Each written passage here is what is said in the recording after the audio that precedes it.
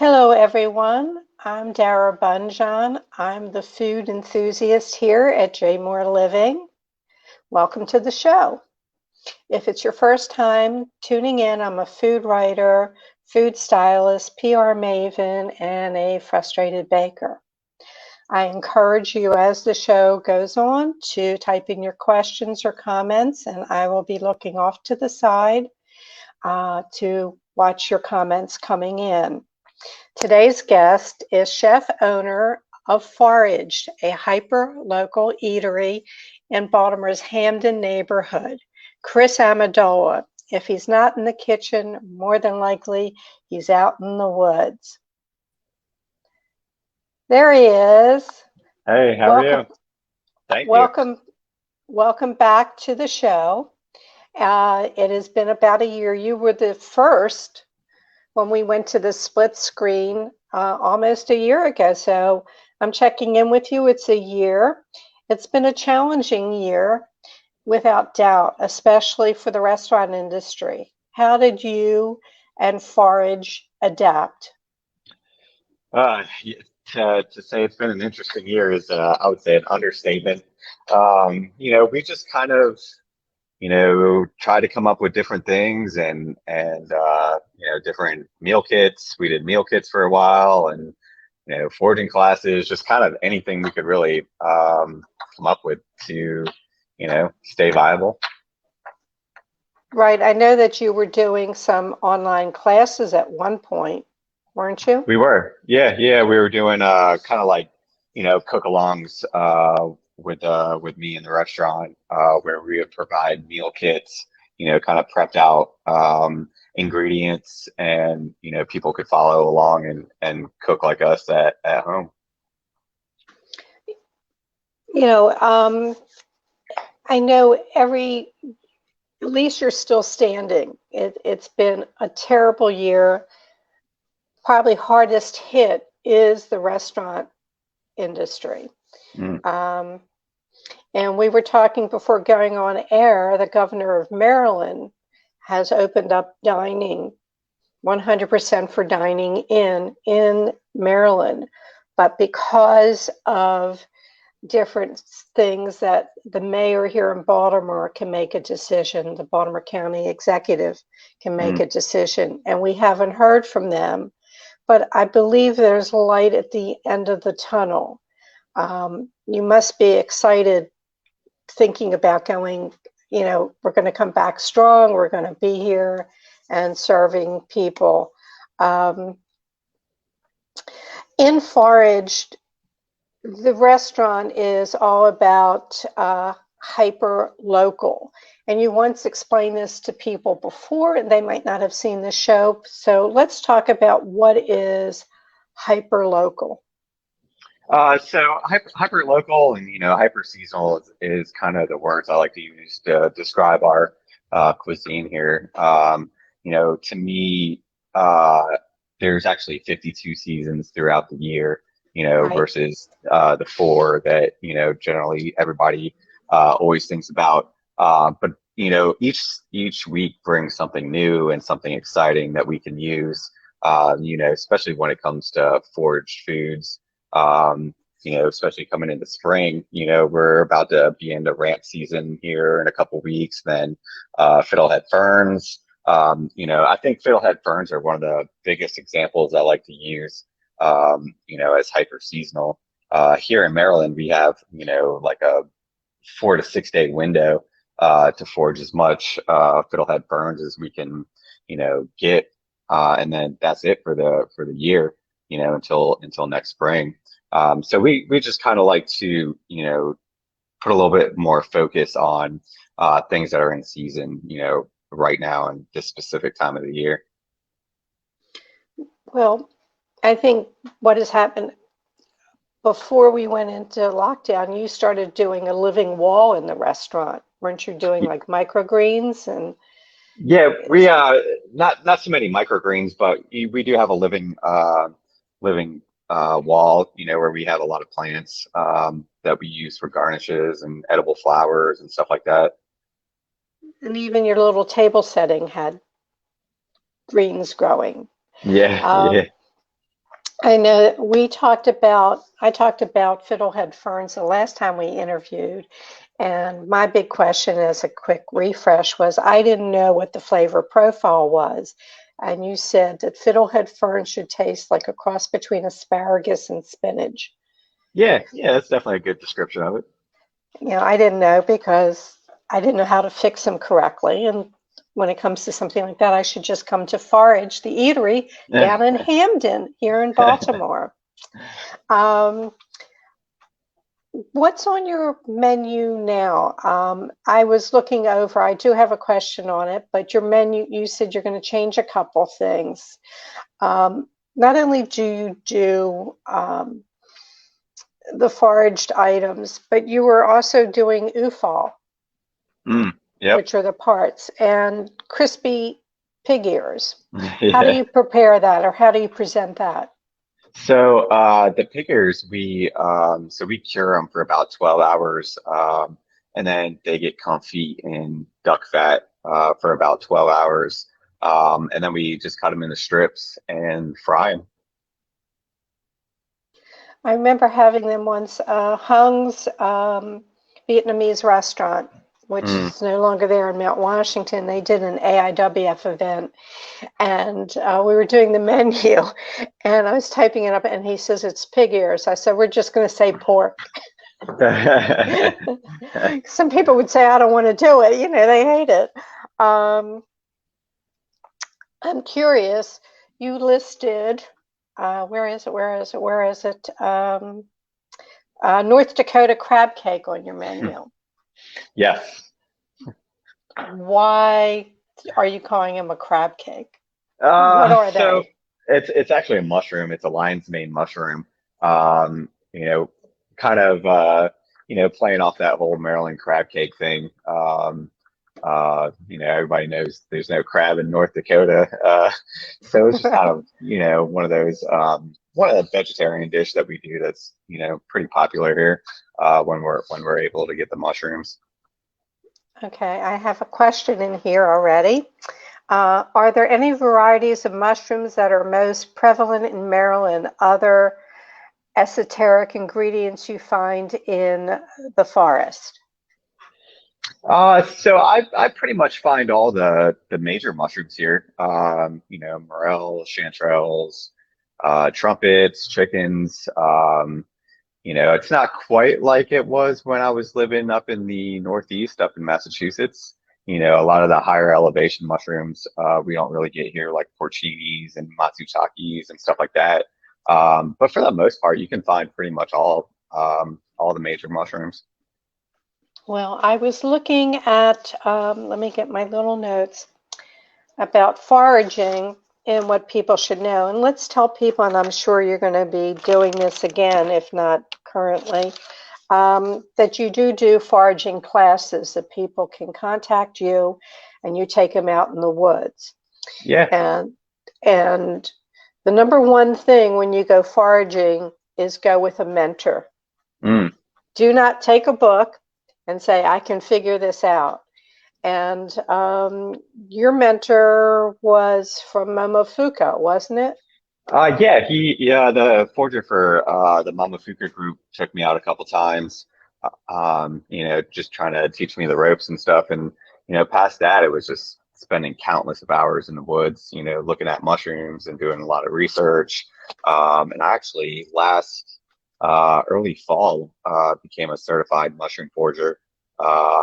So that's pretty exciting. Well, that is great. I didn't know that you can get certified on that. Um, the other things learning about foraging, here are the notes that I have. Get a good book. Learn about the few dangerous species in your area. Don't rely on the common names of the mushrooms. Use the Latin names Mm. because different mushrooms can have the same name. Uh, yeah, more or less, I think that one of the biggest things is, definitely don't eat anything you're not 100% on sure of what it is. It's plants or mushrooms, it doesn't really matter. You want to really make sure you're 100% identifying the ingredient properly before you go eating it. Okay. Also said keep a journal. Use all your senses, not Mm, just visual. Does it smell off? Learn the habitat which it grows in. absolutely. And do not forage near a road because the fumes will affect what's growing there. And obviously no treated areas. I wouldn't take a mushroom from my front yard when I had one because I treat the lawn. Yeah, There were absolutely. plenty of it. That's a thing I get a lot during the year, is people seeing mushrooms in city parks or, growing alongside roads. And I'm like, you don't really want to eat that. Um, what are things are going to change. I know they're going to change. But right now, what are the days and hours at Forage, the Uh, restaurant, the eatery? current, Currently, right now, we're just Thursday through Saturday, 5 to 9.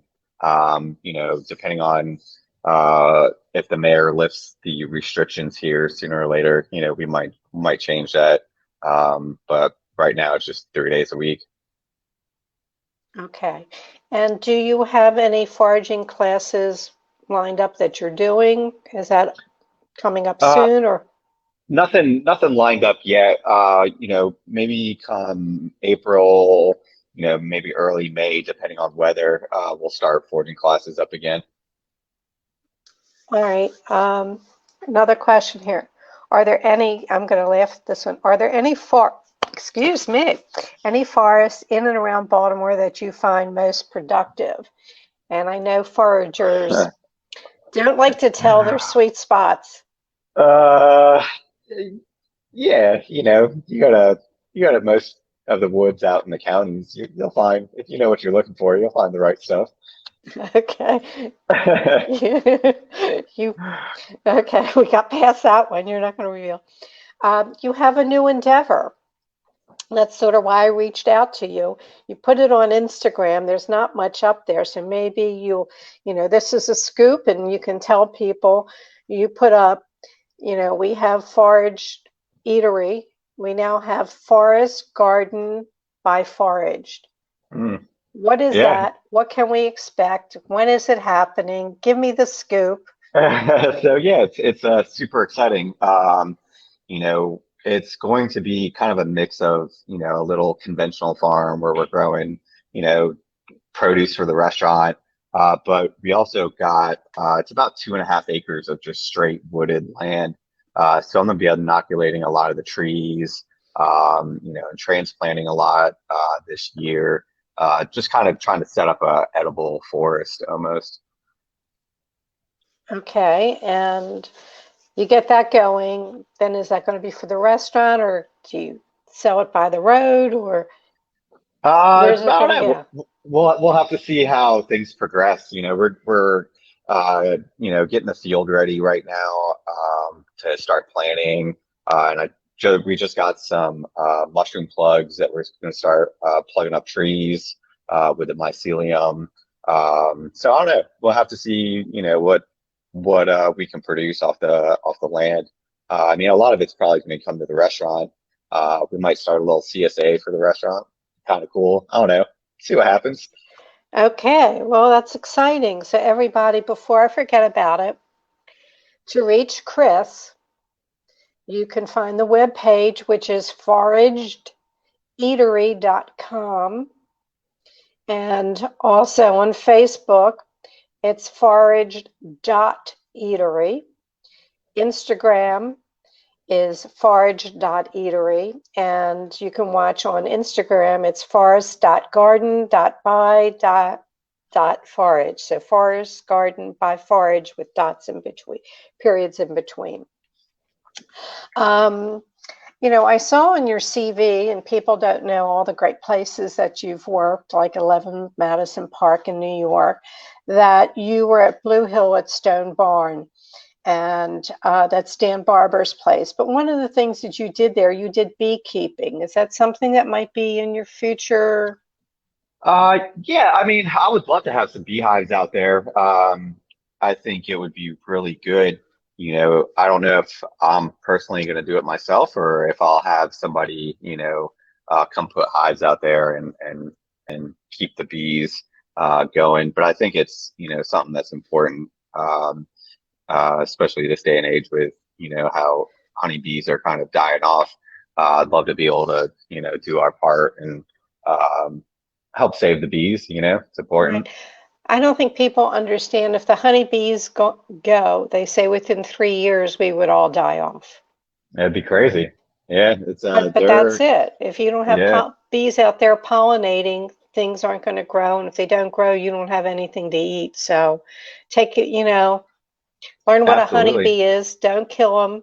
Don't, save them, treat them. They're very special. Um, do you have your own definition for foraging? I mean, it isn't just mushrooms. Foraging can mean a lot of different things. What's your definition of it? Yeah, so when I was, trying to come up with the name for the restaurant, when I looked up the definition of forage, it's to obtain food and provisions from a place, kind of not specified. So it kind of worked with what I was trying to do here, as far as sourcing from the woods and farmers and the local watermen, stuff like that. So kind of all tied it together.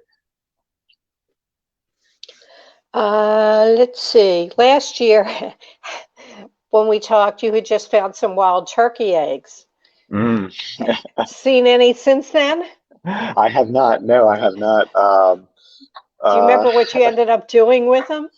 um, Nothing too crazy. Mostly just kind of cooked them up for people to taste and stuff like that. Oh, okay. All right. Yeah, nothing crazy. One of your idols is Magnus Nielsen, a Swedish chef who's considered one of the top chefs in the world. What drew you to him? Why was he special to you? There's many great chefs, but I remember you listing that he was one of the chefs that impressed you and set you on your path in a way.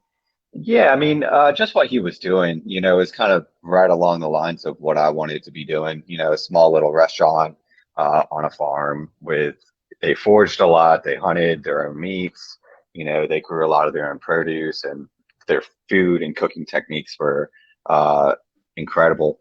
So something I strive for. Well, I think you sort of follow that. You started off, I mean, you, like I said, 11 Madison, Blue Hill at Stone Barn, and the other great restaurants you've been to through Charleston. You worked your way up from Florida to Charleston to Massachusetts, down Yeah, to New York to DC in there, yeah, and yeah. here you are stuck in Baltimore. Yeah, it's kind of funny. I never thought I would be in Baltimore this long. But here I am, 8 years Here you later. are, and we're glad that you're here. Um, Like you said, there's not much in the woods now. I was going to ask you if we went into the woods now, what might we find? And I think you said not much. Uh, Yeah, all it's still right. a little too early. Okay. So here's the question I warned you that was coming. You don't know the question. Any thoughts on foraging for the flying shrimp? Do you know The what I mean flying? by that? No, I Okay. don't. There was an article in the Washingtonian magazine called Apparently Brood X Cicadas Are Edible and Taste Like Shrimp. No, no, I'm good on that one. Okay, you're not. They did a story. They said it tastes like shrimp. The younger, the better when they first come out. Mm. Um, you know, I'm not a big bug fan. Even though I have had cicadas once and I didn't know it until I ate it. It kind of tasted like Fruit Loops to me, which was kind of weird. But Okay. I am not a bug person. Well, everybody, if you want to get them just like in regular foraging, you don't want them coming out the lawn that you have because that's Mm, been treated, it's got stuff on it. But if you want to go out in the woods and you're daring, and I'm sure there's some recipes. And let's see, what did they say? Like shellfish, they do accumulate mercury. Let's see. You don't want to pick them up from places that have been sprayed. You want to green open spaces like parks or pesticide-free yards. Also, don't eat too many, like shellfish. They do accumulate mercury. The best way to clean them is blanch them in boiling water for a few minutes, which will kill the bugs and any bugs on them. And then you make cicada dumplings. That sounds fun. Okay, here we go. So now you have a bunch of bland sky shrimp, as they're calling them. What's next? Grind them with spices and scallions for dumplings, like you would any normal shrimp. So if we have any friends out there who tackle it, I'd be willing to talk to you. Reach out to me. Reach out to me. So is there it? I asked you this before. I'm not sure you're going to come up with the answer, but it's a question that I ask regularly now on the show. What is the best piece of, this isn't the question, I was skipping one. Okay. What is the best piece of advice that any chef has given you? Oh, man, that's a really good question.